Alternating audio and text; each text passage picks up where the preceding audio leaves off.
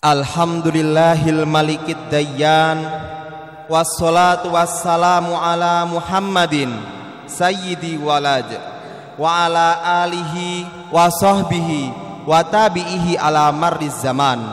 Wa ashhadu an la ilaha illallah wahdahu la syarikalah, al-munazzahu anil jismiyah wal jihah waz zaman wal makan. Wa ashhadu anna sayyidana Muhammadan abduhu wa rasuluh alladzi kana khuluquhul Qur'an. Amma ba'd. Ibadar rahman, fa inni usikum wa nafsi bitaqwallah al-qail fi kitabihil Qur'an, wa la tasubbul ladzina yad'una min dunillahi fayasubbullaha adwan bighairi ilm. Kadzalika zayyana likulli ummatin amalahum thumma ila rabbihim marji'uhum fayunabbi'uhum bima kanu ya'malun. Jamaah Jumat rahimakumullah. Pada momentum Jumat ini, mari kita bersama-sama menguatkan keimanan dan ketakwaan kepada Allah Subhanahu wa ta'ala. Imam dan takwa yang kita miliki ini merupakan sebuah anugerah yang tak semua umat manusia memilikinya. Kita harus bersyukur walaupun terpaut jarak yang jauh dan beda zaman dengan Nabi Muhammad sebagai pembawa risalah ilahiyah. Namun kita dianugerahkan kesempatan hidup dalam Islam sebagai agama samawi pamungkas yang sempurna dan agama yang diridhoi oleh Allah Subhanahu wa ta'ala. Hal ini ditegaskan dalam Al-Quran surat Al-Ma'idah ayat 3. Al-yauma akmaltu lakum dinakum wa atmamtu alaikum ni'mati wa raditu lakumul Islam madina, yang artinya pada hari ini telah aku sempurnakan agamamu untukmu dan telah aku cukupkan nikmatku bagimu dan telah aku ridhoi Islam sebagai agamamu.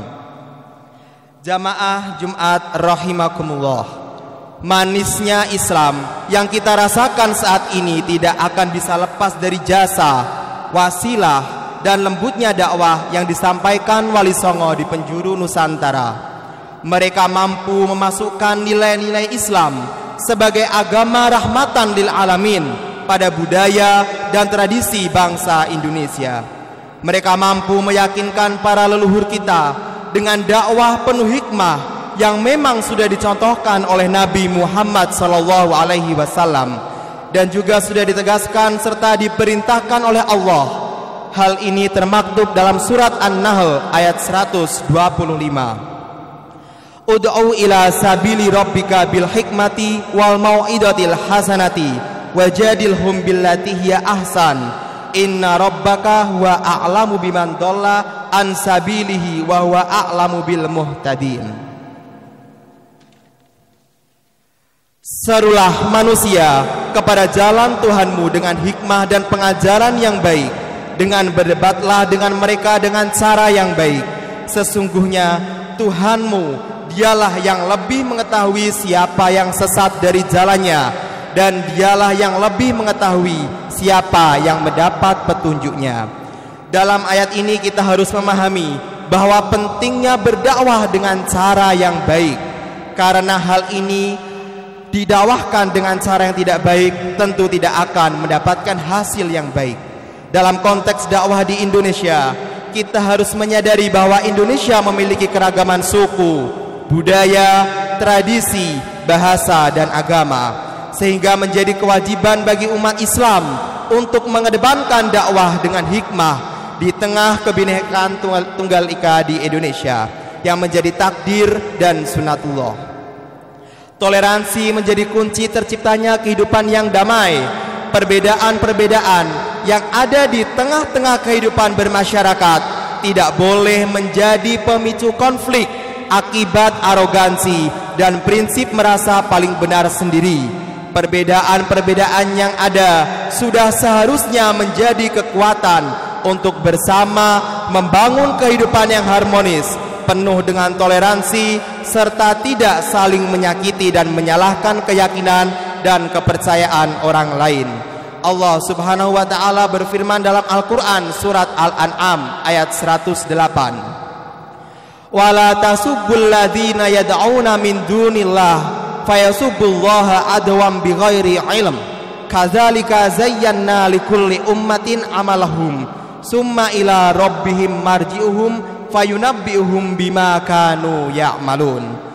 Dan janganlah engkau memaki sesembahan yang mereka sembah selain Allah, karena mereka nanti akan memaki Allah dengan melampaui batas tanpa dasar pengetahuan.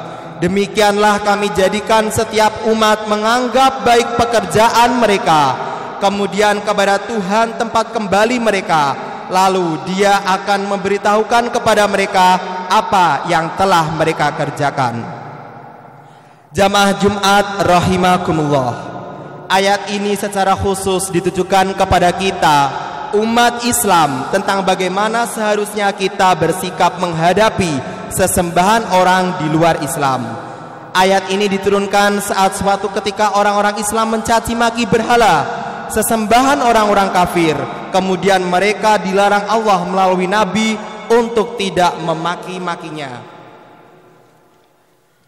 Dalam kisah diriwayatkan oleh Abdur Razak, Allah melarang kaum muslimin memaki berhala yang disembah kaum musyrik untuk menghindari makian terhadap Allah dari orang-orang musyrik, karena mereka adalah orang-orang yang tidak mengetahui sifat-sifat Allah dan sebutan-sebutan yang seharusnya diucapkan untuknya. Maka bisa terjadi mereka mencaci maki Allah dengan kata-kata yang menyebabkan kemarahan orang-orang mukmin. Dari ayat ini kita bisa mengambil hikmah bahwa kita dilarang melakukan perbuatan yang bisa menimbulkan perbuatan yang memunculkan akibat buruk lainnya. Kita juga dilarang melakukan sesuatu yang menyebabkan orang-orang di luar Islam semakin tambah menjauhi kebenaran Islam. Allah memberikan penjelasan bahwa Dia menjadikan setiap umat menganggap baik perbuatan mereka sendiri. Hal ini berarti bahwa ukuran baik dan tidaknya sesuatu perbuatan atau kebiasaan ada kalanya timbul dari penilaian manusia sendiri. Apakah itu merupakan perbuatan atau kebiasaan yang turun-temurun, ataupun perbuatan serta kebiasaan yang baru saja timbul. Jamaah Jumat rahimakumullah, dalam konteks kebinekaan yang ada di Indonesia, Islam hadir dalam kesejukan dan mampu membuat perubahan besar dalam tatanan kehidupan di Nusantara. Perubahan ini tidak terjadi secara instan atau serta-merta.